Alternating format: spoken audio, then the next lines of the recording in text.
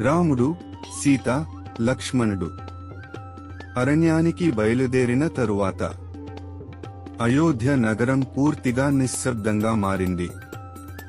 ప్రజలందరూ బాధతో కన్నీళ్లు పెట్టుకున్నారు. మహారాజు దశరథుడు రాముడిని గుర్తు చేసుకుంటూ రోజురోజుకు బలహీనంగా మారాడు.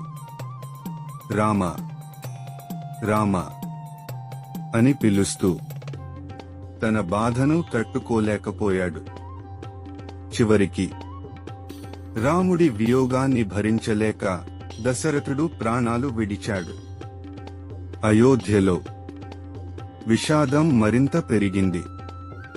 అప్పుడు భరతుడు తన మామ ఇంటి నుండి తిరిగి వచ్చాడు. అయోధ్యలో ఉన్న నిశ్శబ్దాన్ని చూసి అతను ఆశ్చర్యపోయాడు. తన తండ్రి మరణం గురించి మరియు రాముడి వనవాసం గురించి తెలిసి భరతుడు తీవ్రంగా బాధపడ్డాడు. అతను కైకేయి వద్దకు వెళ్లి అడిగాడు, ఇది ఏమి చేశారు మీరు?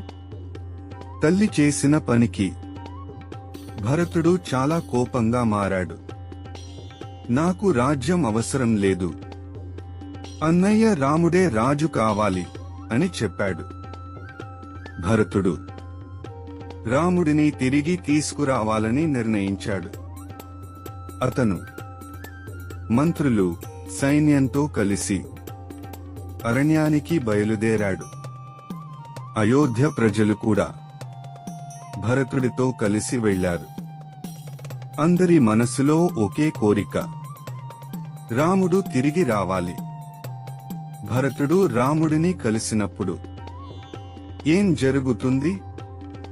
రాముడు తిరిగి వస్తాడా? తరువాతి భాగంలో తెలుసుకుందాం.